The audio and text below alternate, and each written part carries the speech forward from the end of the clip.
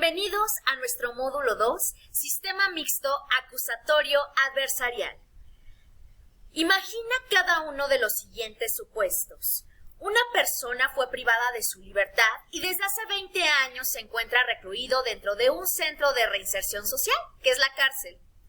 A pesar de haber pasado todos estos años de su vida encerrado, todavía no sabe si el juez ya dictó una sentencia en su contra. Nadie le ha informado nada acerca de su caso. No sabe si realmente valoraron las pruebas que en su momento su defensor le dijo que ya había hecho. Aunque tampoco le consta que esto sea verdad. Ha sido ignorado durante 20 años y no sabe cuánto tiempo más debe estar recluido en prisión. 2. Un hombre que asesinó a otro y para hacerlo idealizó el peor y más cruel de los planes. Fue capturado por los policías, llevado ante la gente del Ministerio Público y posteriormente ante el juez. Sin embargo, todo su procedimiento fue llevado a puertas cerradas. Nadie vio ni escuchó nada. Los únicos que tuvieron la autorización de estar presentes fueron el defensor y el agente del Ministerio Público, por lo que el defensor, aprovechando que nadie más se encontraba presente, le ofrece al juez y al agente del MP la cantidad de 30,000 pesos a cada uno, a cambio de dejar en libertad a su representado, y ambos lo aceptan. 3. Una persona que fue víctima de un delito acude ante el MP a denunciar el delito del que fue víctima. El agente de dicho organismo le toma su denuncia, le dice que ya puede retirarse y que después él lo contacta. Pasan los días, los meses, los años y nunca se le contacta. La víctima siempre tuvo curiosidad de saber qué pasó con su caso y por qué le dejaron. Todos los anteriores casos son reales y son situaciones que con mucha frecuencia nuestro país vivía antes de la reforma constitucional en materia penal, la cual trajo como resultado la implementación de nuestro todavía llamado nuevo sistema de justicia penal, acusatorio y oral. A pesar de que los medios de comunicación, bajo un enfoque mal informado, han criticado constantemente el nuevo sistema de justicia penal, acusatorio y oral, la realidad es que el anterior sistema de justicia penal era un sistema inquisitivo mixto, desarrollado en secreto, lo que permitía la corrupción, la impunidad y el olvido tanto de la víctima como del imputado. El sistema mixto, también llamado sistema inquisitivo, tiene sus antecedentes en la Santa Inquisición española, la cual estaba encabezada por la Iglesia y dentro de sus castigos se permitía la tortura. Decimos que este sistema tiene sus antecedentes en la Santa Inquisición porque el procedimiento que se seguía para condenar a los presuntos delincuentes es el siguiente. Era un procedimiento secreto. Todo era realizado por escrito. Los presuntos delincuentes en todo momento eran considerados culpables. Rara vez lograban obtener sentencia absolutoria que los liberara. Al ser secreto, permitía la corrupción e intervención de gente poderosa. Antes de la reforma constitucional, en materia penal del 2008, nuestro sistema de justicia penal era algo similar. Compara en el siguiente documento los aspectos similares de nuestro sistema de justicia anterior con los de la Santa Inquisición. Se han agregado otros puntos que el sistema tenía.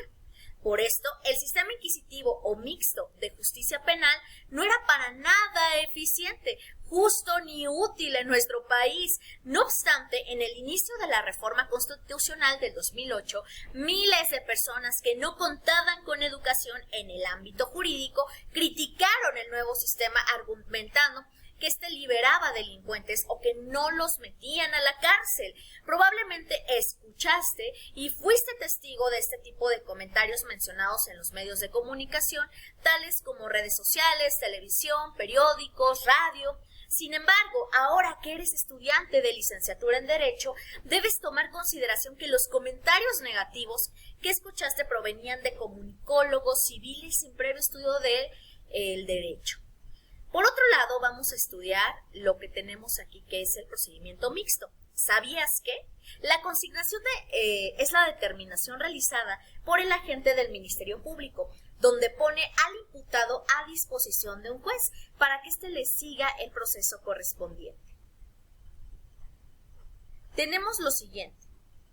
Las etapas que debían agotarse en el sistema mixto eran las siguientes.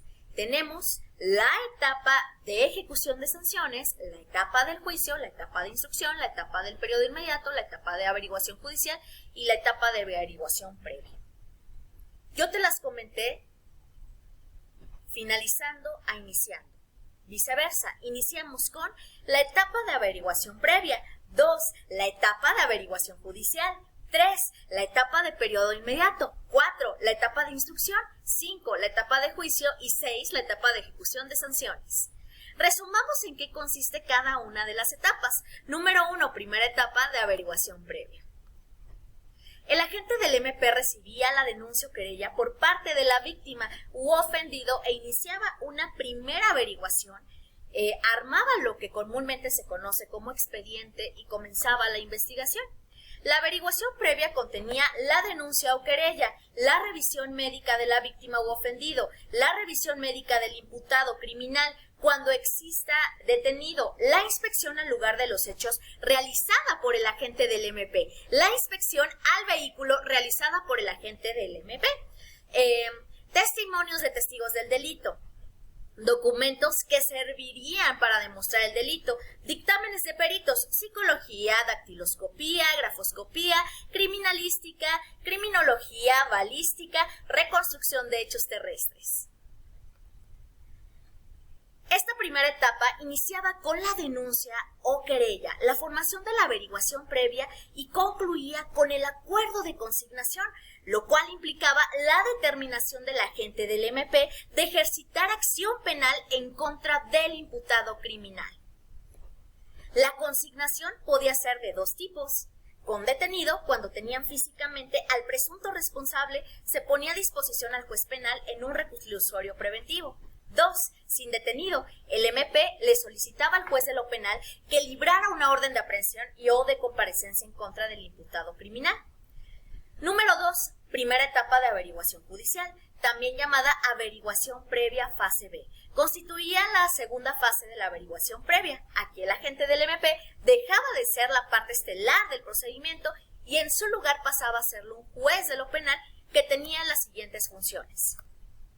En casos de urgencia o flagrancia, el juez que recibía la consignación del detenido deberá inmediatamente ratificar la detención o decretar la libertad con las reservas de ley.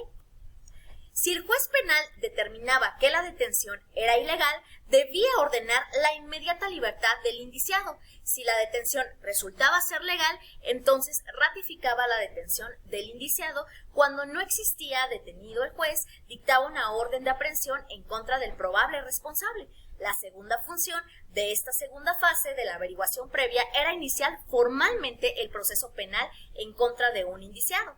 3. Primera etapa de periodo inmediato. Esta parte del proceso solo era llevada a cabo cuando el juez de lo penal ratificaba de la legal detención y dictaba auto de formal prisión en contra del indiciado. Si el juez determinaba que no existían elementos suficientes para procesar al indiciado, entonces dictaba un auto de libertad para procesar y con ello terminaba el proceso en contra del indiciado.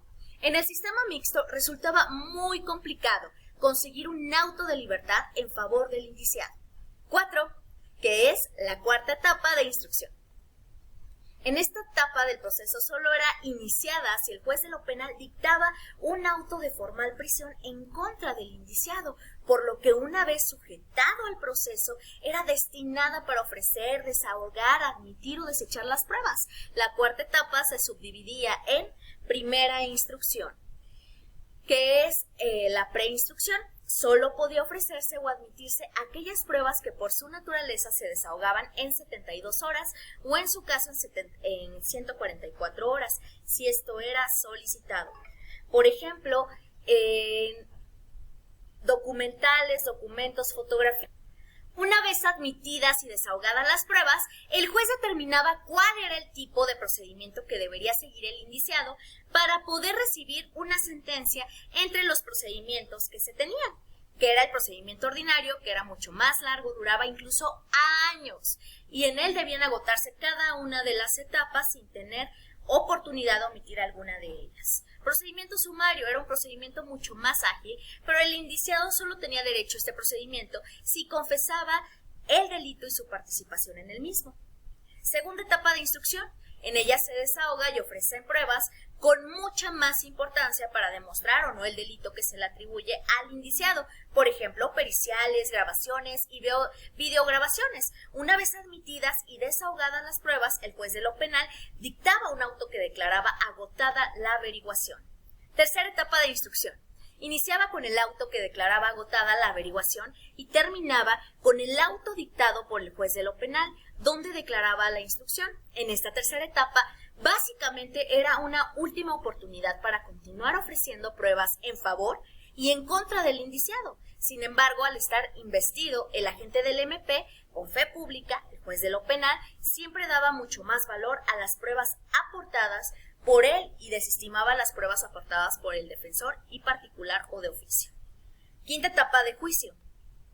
Al concluir la tercera etapa de instrucción con el auto emitido por el juez de lo penal, donde declaraba cerrada la instrucción, se entendía que ya no podían ofrecerse más pruebas ni en favor ni en contra del procesado, por lo que el auto que cerraba el periodo de instrucción iniciaba la etapa de juicio. En esa etapa, el agente del MP realizaba sus conclusiones, la acusación en contra del procesado, las cuales servían para colocar las bases sobre las que el juez de lo penal debía de considerar para emitir su juicio en la siguiente etapa. Las acusaciones del agente del MP debían cumplir las siguientes características de forma y de fondo. Primeramente, debían presentarse por escrito ante oficialía de partes del juzgado penal correspondiente. El escrito debía de contener el juez de lo penal a que se dirige el agente, el nombre del procesado y los hechos por los cuales se les acusaba, las conductas realizadas por el procesado, los preceptos legales donde contempla el delito o delitos cometidos por el procesado, la narración en forma cronológica de los hechos de que se le acusaba y las pruebas, la fecha en que se presentaba ante el juzgado penal y la firma del agente del MP responsable del caso. Una vez que el agente del MP entregaba sus acusaciones, estas eran notificadas al defensor de oficio privado del procesado para que éste le contestara. La contestación de las acusaciones por parte del defensor, a diferencia de la del MP, no debían seguir alguna formalidad. A la contestación de las acusaciones se le denominaba conclusiones de inculpabilidad y cuando el defensor no las presentaba, entonces del juez de lo penal las tenía por formuladas. Concluidas ambas acusaciones, el juez emitía un auto donde señalaba la fecha y hora para la celebración de la audiencia final, la cual era celebrada dentro de los 5 días posteriores a las conclusiones. La audiencia final era destinada para emitir los alegatos de las partes y concluidos estos en un lapso de 10 días siguientes a la audiencia final, el juez dictaba una sentencia en cualquiera de los dos siguientes sentidos. Ya fuera condenatoria, donde condena al sentenciado a compurgar su sentencia, o absolutoria, donde absuelve al delito del procesado y ordena que se le deje en libertad.